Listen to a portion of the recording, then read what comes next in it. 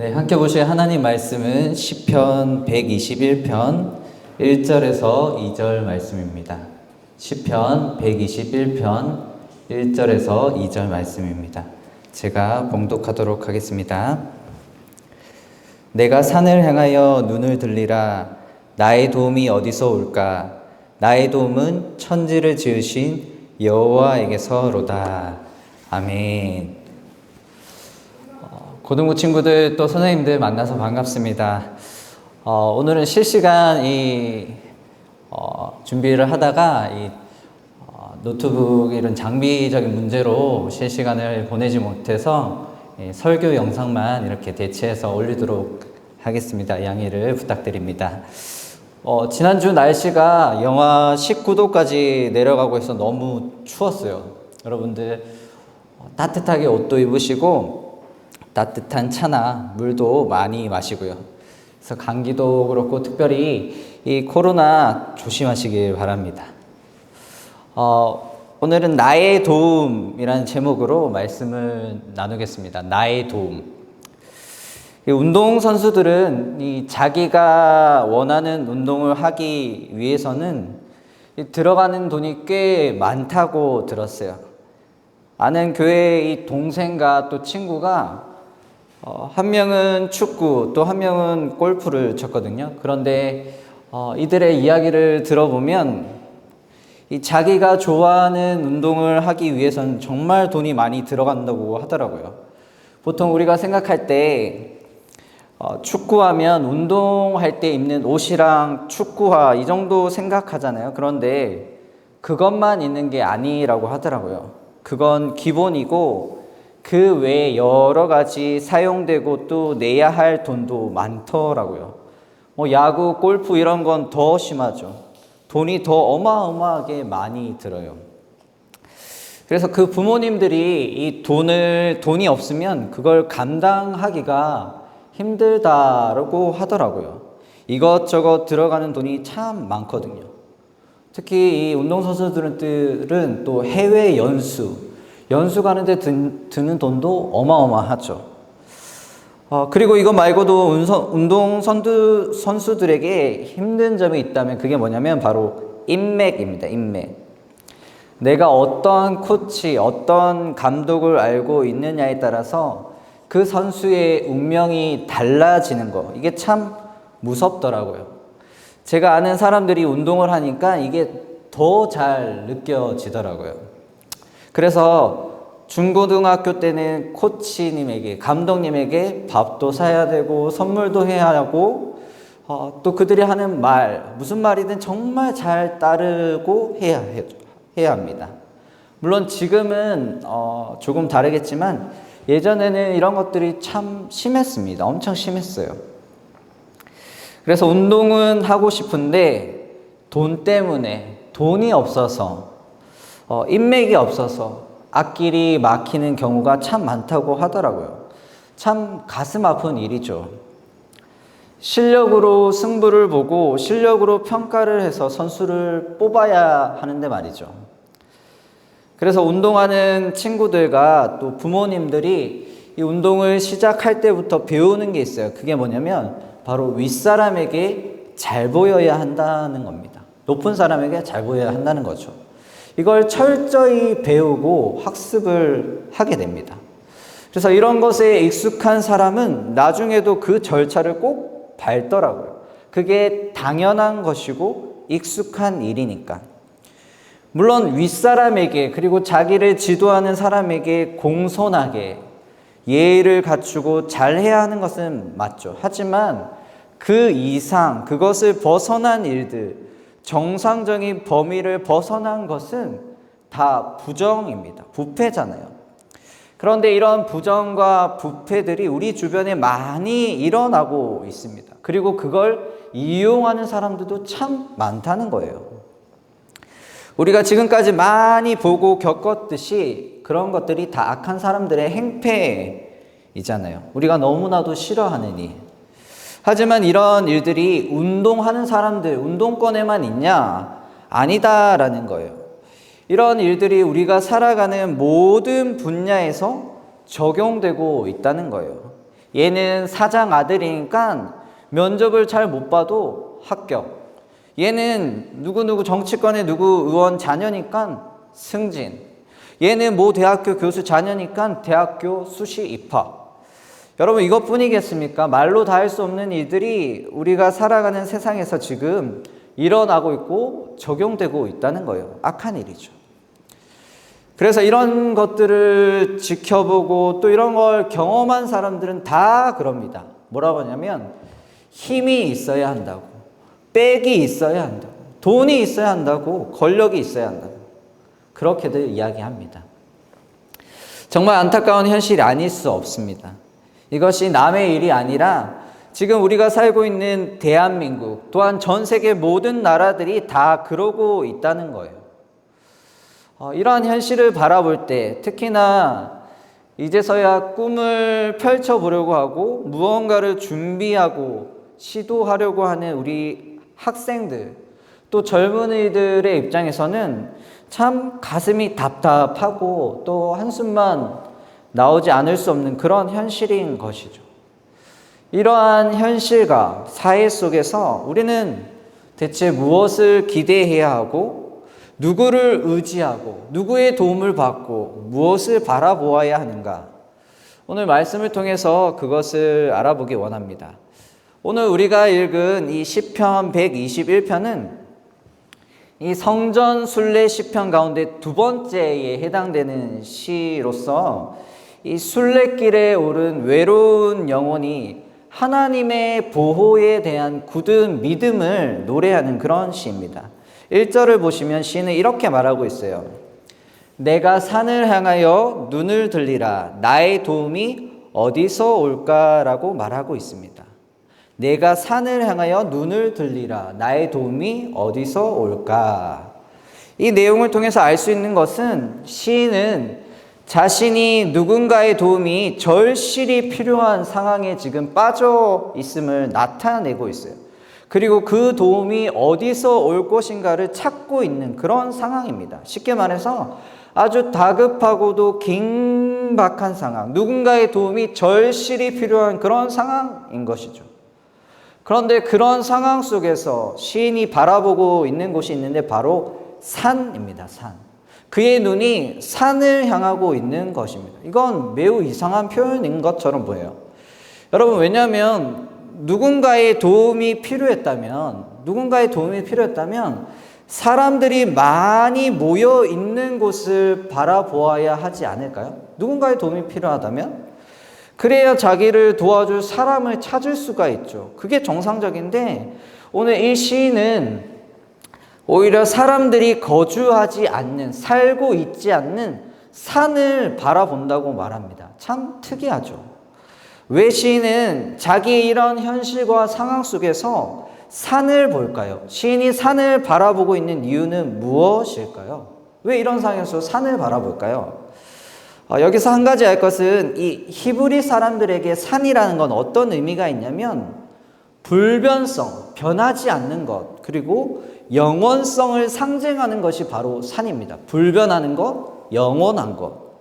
그리고 이 불변성과 영원성의 상징인 이 산이라는 것은 종종 하나님의 보좌가 있는 거룩한 산 시온을 의미하는 말로 사용되기도 합니다.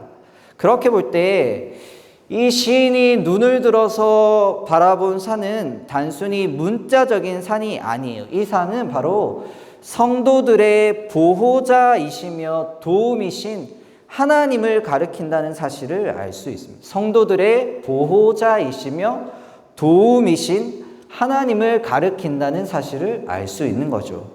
그리고 이 시는 이 하나님을 경험한 자, 하나님의 그 놀라운 은혜, 과거에 그 아팠던 고통 가운데서 우리를 구원하신 그 하나님의 놀라운 은혜를 경험한 자의 시입니다. 실제로 경험한 사람이 쓴 시라는 거죠. 즉 시인이 바라는 도움이라는 건 세상 사람들의 그런 도움이 아니라 자신이 경험한 하나님, 살아계신 하나님으로부터 오는 신령한 도움, 확실한 구원과 실제적인 도움의 손길이었던 것입니다.